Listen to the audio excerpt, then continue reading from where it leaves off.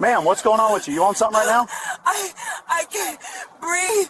Please. Yeah, I've heard that before. You're shaking, you're sweating. What'd you take? My inhaler. I need... Drop whatever's in your hand. Now, don't make this harder than it needs to be. My inhaler. Danielle Carter, 32 years old, respiratory therapist, mother of one. The body camera mounted on the chest of a county patrol officer captured the entire sequence in sharp, unblinking detail. It was 2:17 in the afternoon on a humid Thursday in late July, just outside a small pharmacy on the edge of town. The sun hung high in the sky, baking the asphalt, turning the parking lot into a shimmering haze of heat and distortion. The footage would later be slowed down, zoomed in, analyzed frame by medical experts, civil rights attorneys, and eventually a federal jury. It would be broadcast across every major network, dissected online, and replayed millions of times. But at that exact moment, it was just another routine stop. Or at least that's what Officer Daniel Brooks believed. Brooks was 29 years old, 2 years on the force, ambitious, alert, eager to prove himself. The kind of officer who believed hesitation was weakness and control was everything. He had been parked across the street, running radar, watching traffic drift lazily through the midday heat when he saw her. A black sedan, idling awkwardly near the curb, driver's door half open, and a woman, leaning against it. At first glance, she looked unstable, swaying, struggling to stand, one hand gripping the edge of the car like it was the only thing holding her upright, the other clutching a small object. From his angle, it didn't look like medical equipment. It looked suspicious. Brooks narrowed his eyes. In his training, erratic movement meant impairment, sweating meant intoxication, disorientation meant danger, and in that moment he made a decision, not based on evidence, but on assumption. He pulled forward, tires crunching softly against the gravel as he positioned his cruiser just a few feet away. No lights, no siren, just presence, authority. Danielle Carter didn't notice at first. Her world had already begun to shrink. The air around her felt thick, heavy, like trying to breathe through a soaked cloth. Her chest tightened with every passing second, each inhale shorter than the last. Asthma. Severe. Sudden. She had felt it coming on inside the pharmacy, the faint wheeze, the tightening in her lungs, the warning signs she knew too well. She had made it outside just in time, but not far enough. Her inhaler was in her hand now, just inches away from relief. If she could use it, if she could breathe. Officer Brooks stepped out of his vehicle, adjusting his vest as he approached. His posture was firm, deliberate, controlled. He had already made his mind about what he was seeing. A woman, unsteady, sweating, possibly under the influence.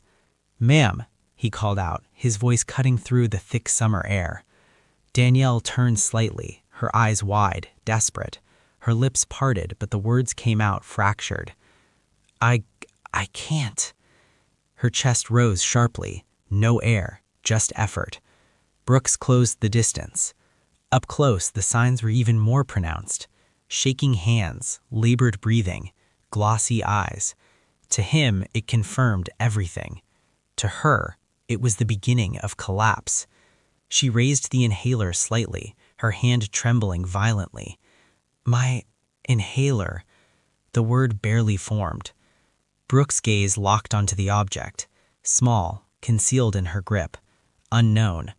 His training didn't say life-saving device, it said potential threat. "Drop it," he ordered, his tone sharpening instantly. Danielle's head shook weakly, not in defiance, but in desperation. "I can't breathe." The words came out as a rasp, thin, fragile. Brooks's jaw tightened. Excuses. That's what he heard. He had heard them before. Different faces, different voices, same story. Medical emergencies that turned out to be something else. At least that's what he believed. "Ma'am, drop what's in your hand, now." His voice rose, commanding, final. Danielle's knees buckled slightly. Her grip on the car tightened as her body fought to stay upright. The inhaler slipped in her hand, nearly falling. Seconds. That's all it would have taken. One breath, one press, relief. But those seconds were slipping away, and the man standing in front of her wasn't seeing a patient. He was seeing a problem. Brooks's hand moved toward his belt. The taser. Not drawn fully, but ready. A precaution, he told himself. Control the situation. But the situation was already out of control. Danielle's vision blurred, the edges of the world closing in, sound fading to a distant echo. I can't breathe. Her voice cracked, barely audible now. Around them, the world began to notice. A car slowed as it passed. A pedestrian stopped near the entrance of the pharmacy, watching, uncertain. Something felt wrong, but no one moved. Not yet, because authority stood between them, and authority looked confident, certain, in control. But the camera, the silent witness strapped to Brooks's chest, captured something else entirely. A woman suffocating in plain sight, and an officer who didn't see it, didn't hear it, didn't believe it. Danielle's legs gave out. Her body dropped hard against the side of the car as the inhaler finally slipped from her grasp and clattered onto the pavement. Brooks flinched, stepping back instinctively, his hand tightening on the taser. The moment fractured. One path led to help, the other to something irreversible. And in that split second, Officer Daniel Brooks made a choice, one that would follow him for the rest of his life. The moment Daniel Carter hit the ground, everything changed. But not all at once, not fast enough, because recognition lagged behind reality. For a fraction of a second, Officer Daniel Brooks just stood there, frozen, not from fear, but from confusion. The situation he thought he understood had just slipped out of his control, unraveling in a way his training hadn't prepared him for. At his feet, Danielle lay on her side, her body instinctively curling inward as her lungs fought a losing battle. Her chest rose sharply, then stalled, rose again, weaker this time, her airway constricting further with each passing second. The sound coming from her now wasn't speech. It was a high-pitched, desperate wheeze, the unmistakable sound of air trying and failing to pass through narrowed airways. To a trained ear, it was a medical alarm. To Brooks, it was something he had never been taught to recognize. "Ma'am, hey." His voice lost its edge, uncertain now. He stepped closer, crouching slightly, his eyes scanning her body like he was searching for a clue that would confirm what he was seeing. But the clues were already there, right in front of him. Danielle's fingers clawed weakly at the pavement, as if trying to pull herself towards something that was no longer within reach. The inhaler. It lay just a few inches away from her outstretched hand, close enough to see, too far to grab. Her vision had tunneled completely now, the world reduced to fragments, light, sound, pressure, and the overwhelming, suffocating absence of air. "I can't." The words didn't finish. They couldn't. Her body no longer had the strength to form them. Across the lot, the woman who had been watching dropped her shopping bag and rushed forward. "Oh my God, she can't breathe." Her voice cut through the scene like a siren, sharp, urgent, real. It was the first time someone had said it out loud. Not suspicion, not assumption, reality. Brooks turned toward her, momentarily thrown off by the interruption. "Ma'am, step back," he snapped, instinctively defaulting to control again. But the command didn't land the same way anymore, because now there were witnesses. A man near the entrance pulled out his phone. Another person moved closer. The energy of the scene shifted. This wasn't a stop anymore. It was becoming something else, something visible, something undeniable. "She needs her inhaler," the woman shouted, pointing directly at the small blue device on the ground. Brooks followed her finger. His eyes landed on it again. This time, he saw it differently. Not as a threat, not as an unknown object, but as exactly what it was, a lifeline. And in that instant, the realization hit him, hard, fast, too late. His posture changed. The tension in his shoulders dropped as something colder replaced it. doubt. Wait. He stepped forward quickly now, crouching fully beside Danielle. Hey, can you hear me? His voice lost all authority. What replaced it was uncertainty. Danielle didn't respond. Her body jerked slightly as her lungs continued to fail. The wheezing grew sharper, thinner, then quieter. A dangerous shift, because silence, in a moment like this, was worse. Way worse. "Where's your inhaler?" Brooks asked, his voice rising slightly as panic began to creep in. The woman pointed again, more aggressively this time. "Right there! You made her drop it!" The accusation hung in the air, heavy, unavoidable. Brooks grabbed the inhaler quickly, fumbling slightly as his hands, steady just moments ago, began to betray him. Okay, hey, listen." He turned back to Danielle, trying to position the inhaler near her mouth, but her body wasn't cooperating. Her head lolled weakly to the side, her breathing barely there now. "You gotta breathe, all right? You gotta—" He stopped mid-sentence, because even he could hear it now. Or rather, he couldn't. The wheezing had almost completely stopped. No airflow, no resistance, nothing. The crowd was growing tighter. Phones were up, voices layered over each other. "Call 911. Is she okay? What did you do?" Brooks looked up, his eyes darting between the faces now forming a loose circle around them. The control he had established minutes ago was gone, completely, replaced by chaos. "I need an ambulance," he shouted into his radio, his voice sharp, urgent, cracking slightly at the edges. "Female, not breathing, possible respiratory failure, send EMS now." His words came fast now, too fast, because now he understood. Now he saw it. But understanding doesn't rewind time, it doesn't give seconds back, and it doesn't undo decisions. Danielle's body went still for a moment. Too still. Her chest, no longer rising. The woman beside Brooks gasped, "Oh my God! Oh my God!" Brooks froze again, but this time, it wasn't confusion. It was fear, real fear, the kind that hits when the consequences of your actions become undeniable. Hey, stay with me." He shook her shoulder lightly at first, then harder. No response. He looked down at the inhaler, still in his hand. Useless now. Too late. Come on. His voice dropped into something closer to desperation. The crowd pressed in tighter, phones capturing everything, every second, every mistake. Because the camera wasn't just recording Danielle anymore. It was recording him, his decisions, his hesitation, his realization, and the exact moment it all went wrong. Sirens wailed in the distance, faint at first, then growing louder. But even that sound felt delayed, like it was arriving from a moment that had already passed. Brooks sat back on his heels, staring at Danielle's motionless body, the weight of what had just happened settling in around him like a collapsing wall. This wasn't a routine stop anymore. This wasn't suspicion. This wasn't control. This was something else entirely. Something permanent. Something recorded. Something that would be replayed over and over and over again. Because in less than 3 minutes, a situation that required help was treated as a threat, and a woman who needed air was now lying on the ground, without it. The sirens screamed closer.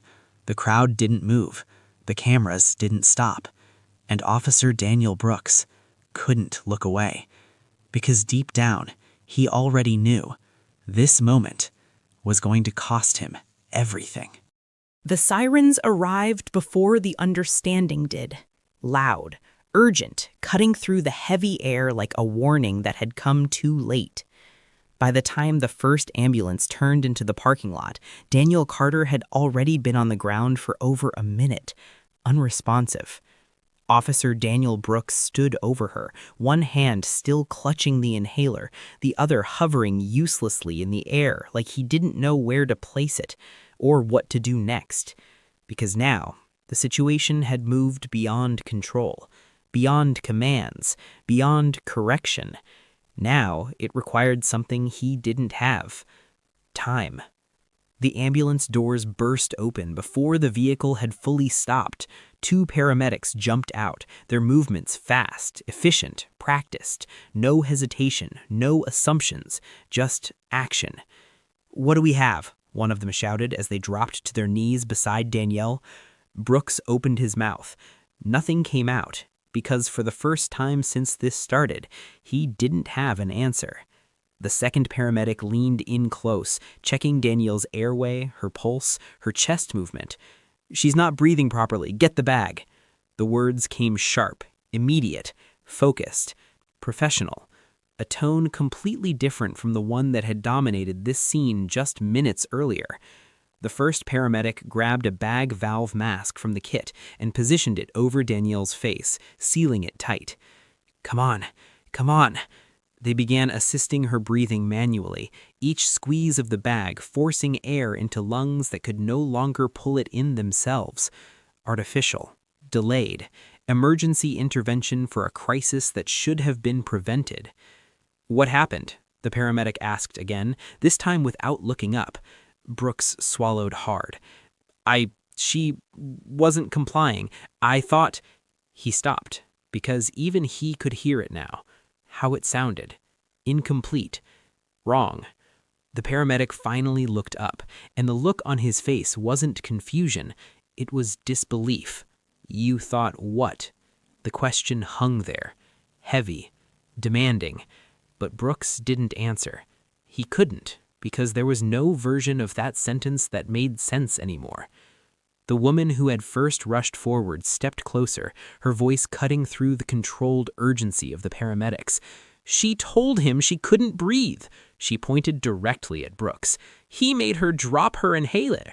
The crowd echoed her energy now, voices layered, accusations rising. "You didn't help her. She was asking for help. I saw it. He didn't listen." Phones were up, recording everything, capturing every angle. Because now, this wasn't just an incident. It was evidence. Brooks took a step back, then another, the space around him shrinking as the weight of the moment expanded. The paramedics worked quickly. Oxygen levels, airway support, rapid assessment. "Pulse is weak, very weak," one of them said. "Get her on oxygen now." The mask was secured tighter, the bag compressed again, and again, each breath forced into her lungs like a race against something invisible, but very real. Time. "Do we know how long she's been like this?" The question was clinical, measured, important, but no one answered immediately, because the answer was standing right there. Brooks looked down at Danielle, at her still body, at the rise and fall of her chest now controlled by someone else's hands, and for the first time, he saw the entire sequence clearly, not as it happened, but as it actually was. The approach, the command, the inhaler, the fall, the delay, all of it, stacked together, unavoidable, unfixable. "She needs transport, now," the paramedic snapped. They moved fast, lifting Danielle onto the stretcher with practiced coordination, straps secured, equipment locked in. Controlled urgency. Everything Brooks wasn't just minutes ago. As they began wheeling her toward the ambulance, the woman from the crowd stepped closer again, her voice lower now, but sharper. "You did this." It wasn't shouted. It didn't need to be, because the camera caught it. Clear. Undeniable. Brooks didn't respond.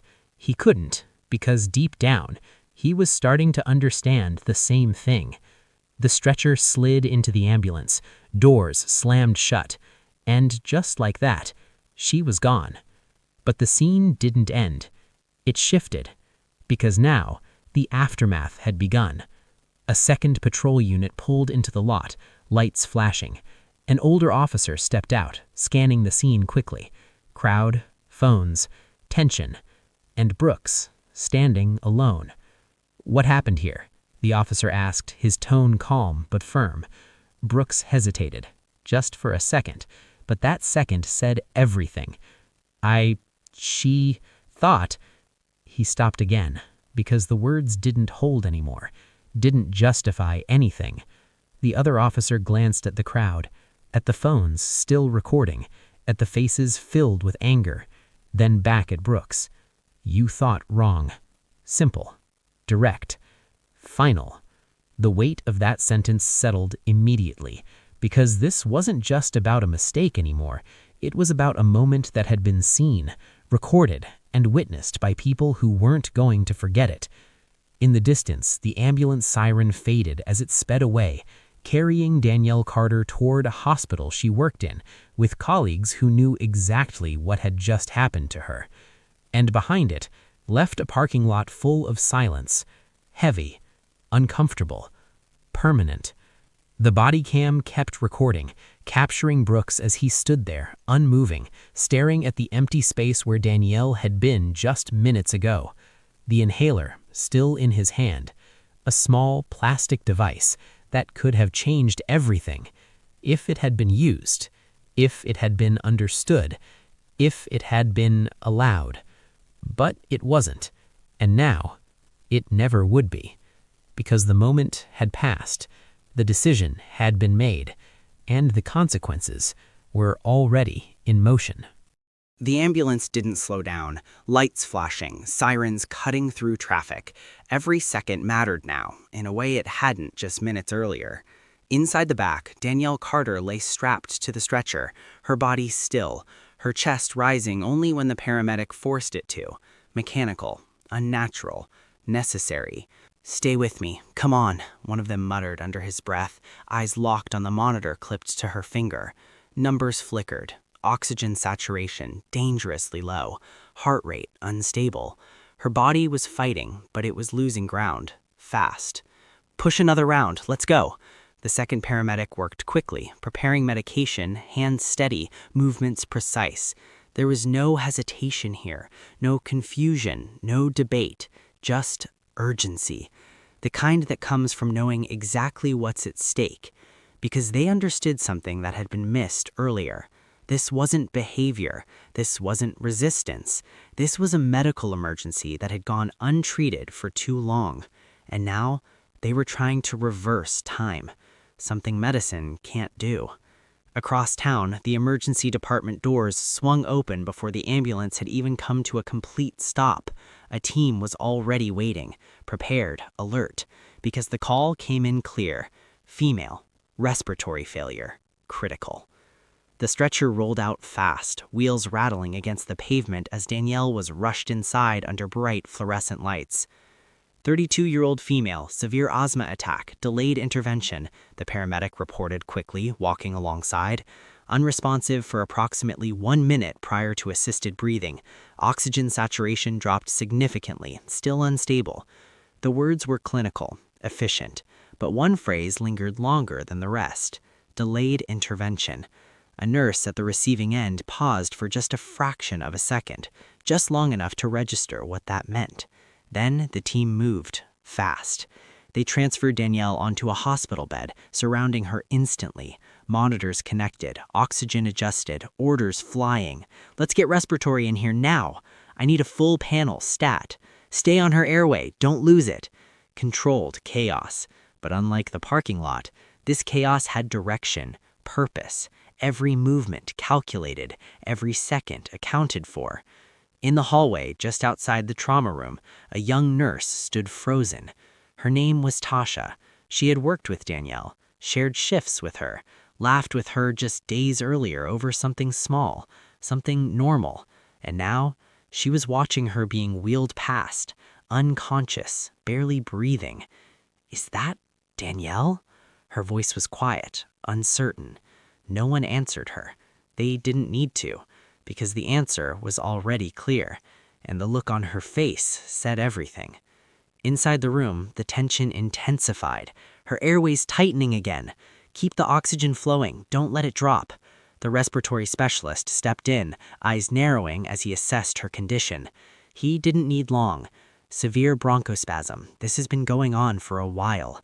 The statement wasn't loud, but it landed, heavy.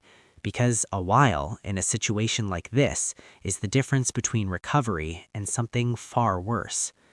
Back in the parking lot, Officer Daniel Brooks sat on the curb, alone now. The crowd had thinned, but not disappeared. A few people lingered, still watching, still recording, because moments like this don't just fade away. They linger, they spread, they become something bigger. Brooks stared down at his hands, the inhaler still resting there. Small, lightweight, insignificant, until it wasn't.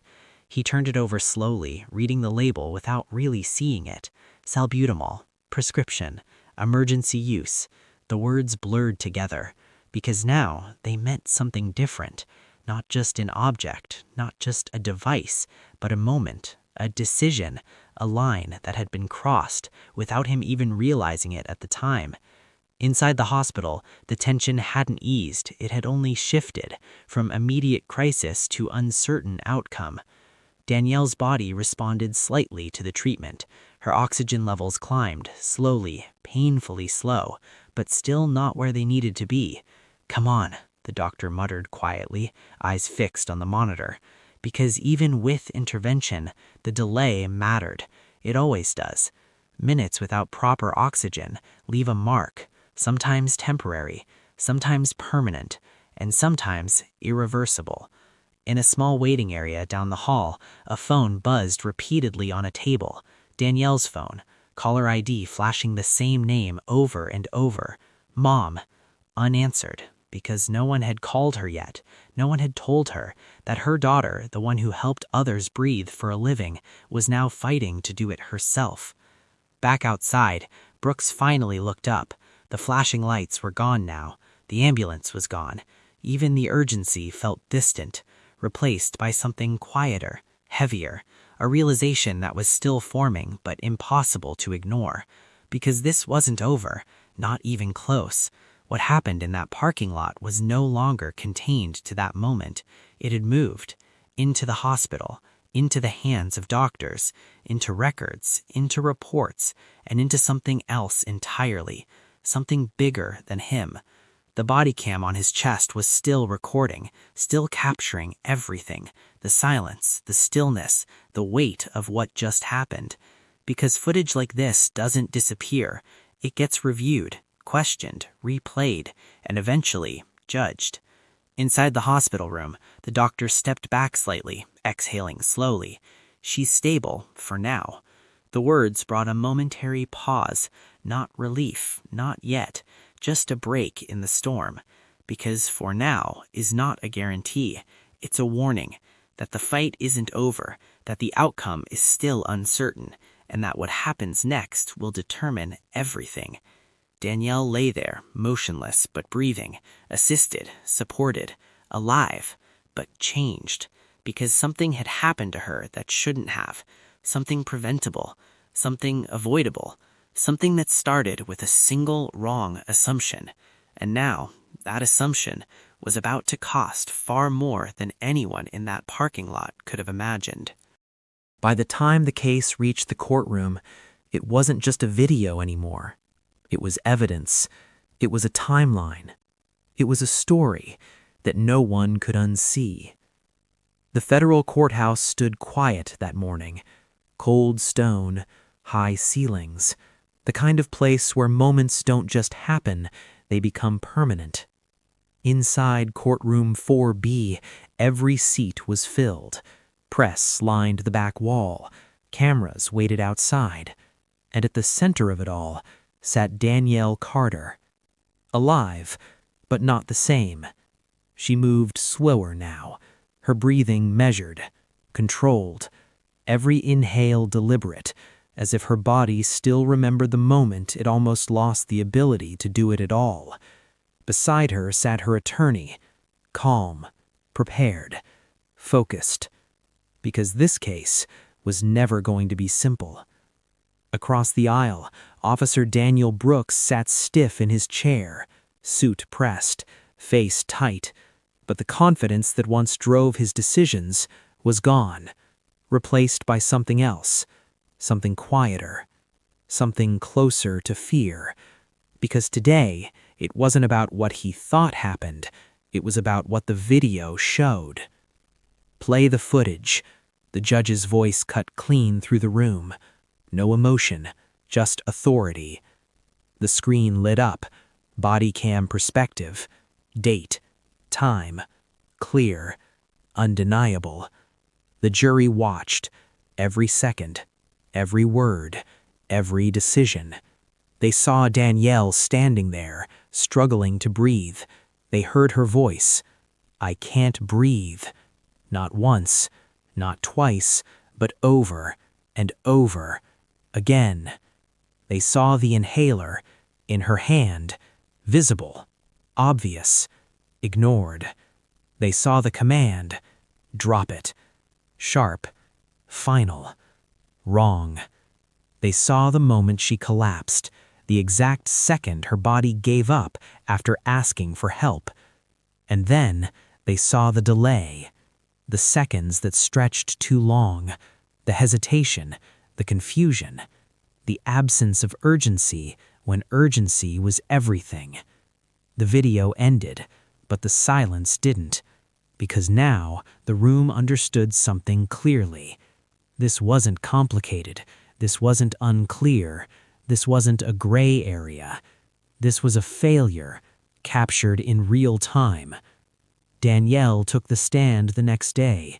She didn't cry. She didn't raise her voice. She didn't need to. "I remember trying to breathe," she said quietly. "I remember holding my inhaler and thinking, if I can just use this, I'll be okay." She paused. The courtroom leaned in. "And I remember him telling me to drop it."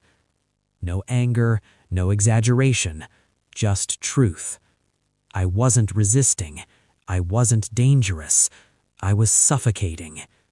Across the room, Brooks stared down at the table, because there was no argument for that, no version of events that could undo what had already been seen. Medical experts followed, clear, precise, clinical. Had she been allowed to use her inhaler immediately, her condition would not have escalated to respiratory failure.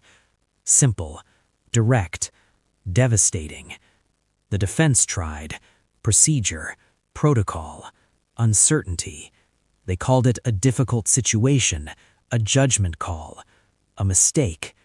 But the word mistake didn't carry the same weight anymore.